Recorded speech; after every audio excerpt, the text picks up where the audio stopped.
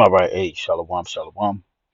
Before I get started, as always, I want to give all praise to our power, Yahweh, Bahasham, Yahweh Shai, Bahasham, Racha HaKodash.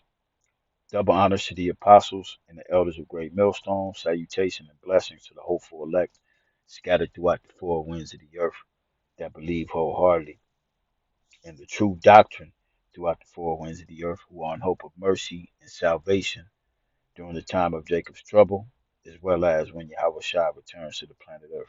All right. Um, this will be fairly quick. I came across this TikTok here. This is the McGregor, former general of the U.S. Army, I believe. Um, and as of late, he's been hot. He's been on Redacted, different podcasts. Um, he's a war strategist. You know, and what he says here is, it prompted me scriptures. It prompted prophecy scripturally. Okay, and we all know as of this weekend, this weekend that we still in, today's Sunday, um, 4/14/2024, the hopeful year of Jacob's trouble, and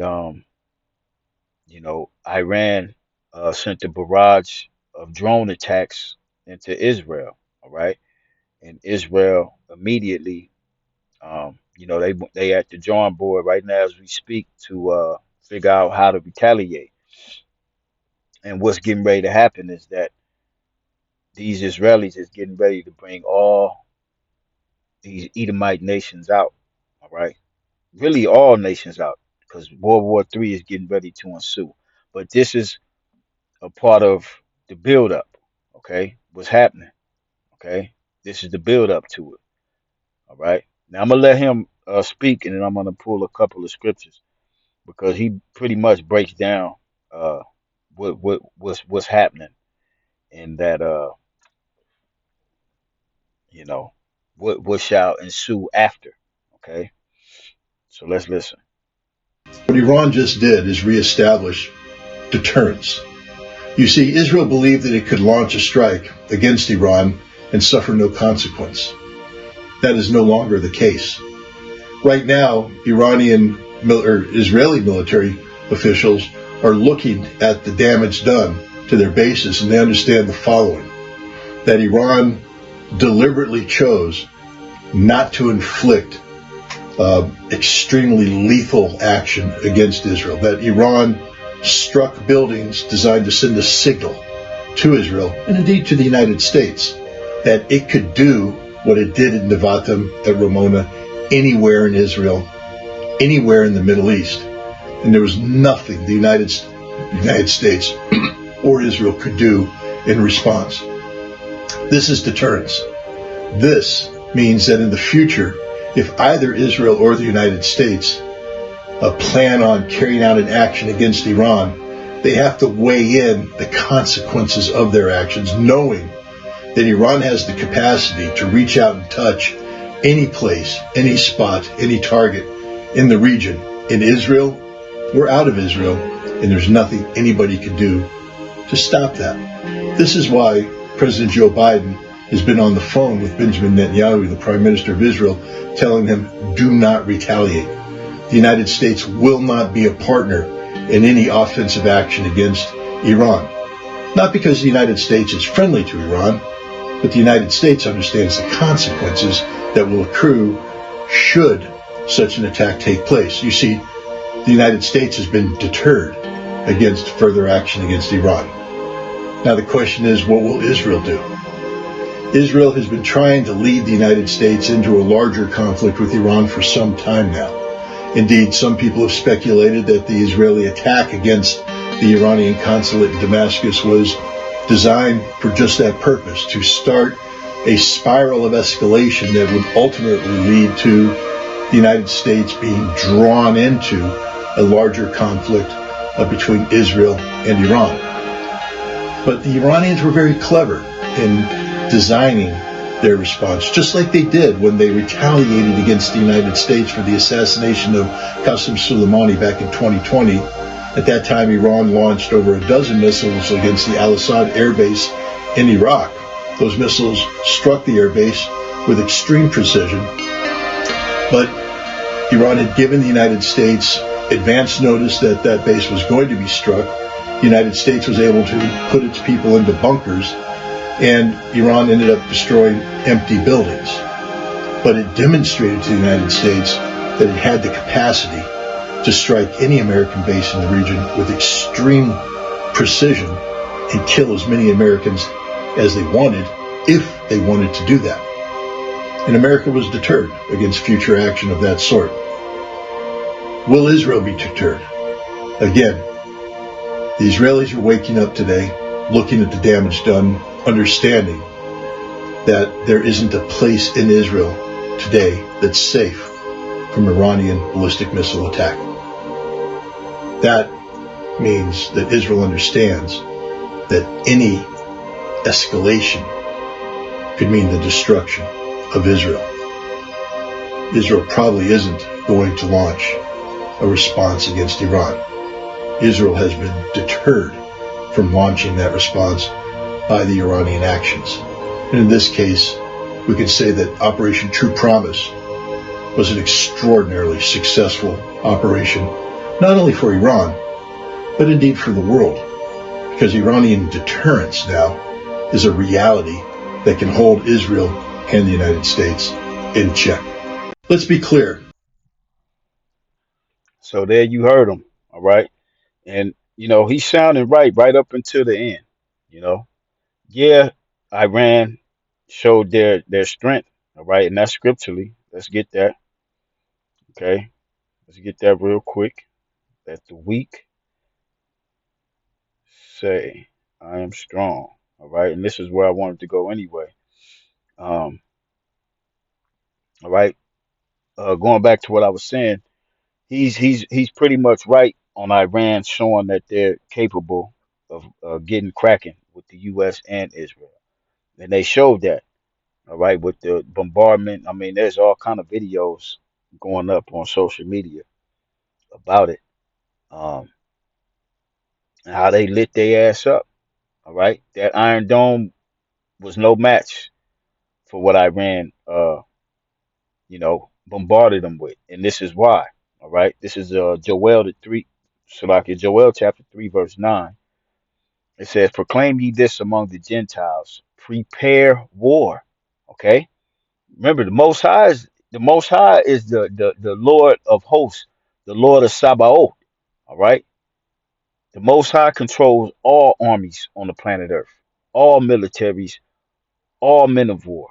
Okay, so it says, "Wake up the mighty men, let all the men of war draw near, let them come up.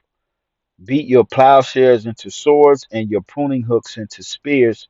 Let the weak say, I am strong." And that's what Iran just did uh past this weekend on Israel. They showed that, look, we can do it too. So what's happening? Your play, all right? And you know, like McGregor said, he don't think that there will be a retaliation. Yes, there will, because biblical prophecy has to be fulfilled. All right. And Israel, the land of Israel, those small hatters over there, they will retaliate some way, shape, fashion, or form that will bring out the rest of the troops. Okay. So let's continue reading. It says, "Assemble yourselves and come, all ye heathen, and gather yourselves together round about. Thither cause thy mighty ones to come down, O Lord. Let the heathen be awakened and come up to the valley of Josaphat, or Yahweh Shaphat, which means the Most High Yahweh's decision." Okay. It says, "For there will I sit to judge all the heathen round about." And this is what this Iranian attack has stirred up and started in the earth, which is all a part of biblical prophecy to bring uh, to fruition the battle of Armageddon, which is ultimately going to lead to the Third World War, which is Armageddon, which will end in a nuclear exchange of these superpowers. Russia will be involved, China will be involved, okay, and Iran, okay. We've been waiting for Iran to come in the picture, and they here, and they ain't going nowhere, okay. It says, "Put ye in the sickle, for the harvest is ripe. Come, get you down, for the press is full. The fats overflow, for their wickedness is great. Multitudes, multitudes in the valley of decision. For the day of the Lord is near in the valley of decision," meaning that region over there is getting ready to be turned all the way up. All right, all the way up. Esau not gonna just bow down. Esau is the king of the earth right now. He not finna show no signs of weakness. He took this hit. He at the drawing board right now as we speak. Benjamin Netanyahu, not a Jew, is at the drawing board right now as we speak. Um, he's more than likely on the phone with the U.S., different EU nations. Okay, they gonna retaliate. Okay, because the biblical prophecy has to be fulfilled. Okay, it says the sun and the moon shall be darkened, and the stars shall withdraw their shining. The Lord also shall roar out of Zion and utter his voice from Jerusalem, and the heavens and the earth shall shake, but the Lord will be the hope of his people and the strength of the children of Israel. That's how bad this thing is going to escalate. All right. It's going to go to the point of nuclear exchange. All right. Um, I believe that's it. That's it on that one. Okay. Now let's go to Jeremiah, the 49th chapter. So I'll probably go in on this again a little later, Lord will, the Spirit's on me. This was just something real quick. When I saw that, I was like, yeah, I gotta, do something on this real quick because that what he broke down was pretty heavy. Okay. This is Jeremiah chapter 49, um, verse 20. The 20 is the point, but I think I'm gonna start. I'm gonna just go straight to the point. Like I said, I didn't want this to be too long because I want to go in it a little more. Um,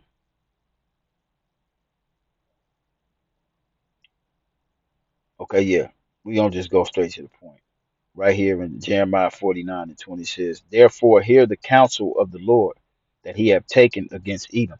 And as you see, the Lord has a counsel with these other nations, and that's why they are flexing on Esau. All right, that's why these 30 years ago, these nations wouldn't dare. Okay, Iran would not dare do what they just did. All right, but this shows you that Yahweh Ba'ashem Yahweh Shai has made these nations strong, just like Esau is strong. Now Esau is strong, all right, but he got to think about his neck. He can't just do like he's been doing, all right, and that's all a part of prophecy. The Lord got it like that way. It's a fair fight now. Okay, it says, and his proposes that he had proposed against the inhabitants of Teman. Surely the least of the flock shall draw them out, meaning those heathen small hatters over there amongst the rest of the heathen are the least. They surrounded over there. I mean, you have U.S. embassies in that area as well, but they're surrounded by those Arab nations that hate Israel and the U.S.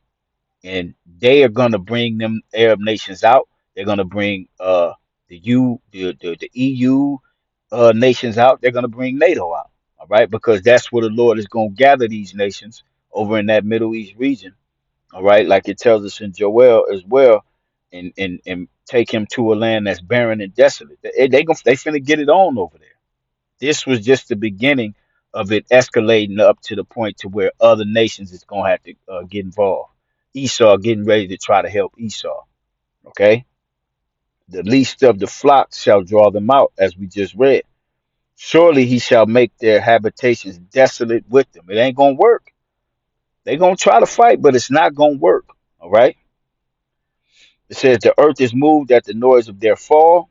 At the cry, the noise thereof was heard in the Red Sea, meaning the Lord is going to allow Esau to get that work. All right. They finna get it. All right. They about to start losing. They already losing. All right. It says, Behold, he shall come up and fly as the eagle and spread his wings over Basra. And at that day shall the heart of the mighty men of Edom be as the heart of a woman in her pangs, because they see it ain't gonna be a winning situation. Like he said, they deterred Israel as well as the U.S. From thinking they just gonna be able to dog walk anybody in that region, any of those Muslim nations. All right, they ain't gonna be able to do them like they've been doing them for the past 20, 30, 40 years. So Esau's power is dwindling, and we seeing it real time. And the Lord told us these things through biblical prophecy before they even came to fruition. So call halal Yahweh Ba'ashim Shai for bringing his word to pass. And, he going to continue to do so because we in them times, man. Right? So I'm going to end it there. Like I said, I just want this to be a little real quick hit. Um, Lord will, this was edifying to the hopeful elect. And we on to the next. Call halal Yahweh Ba'ashim Shai. Shalom.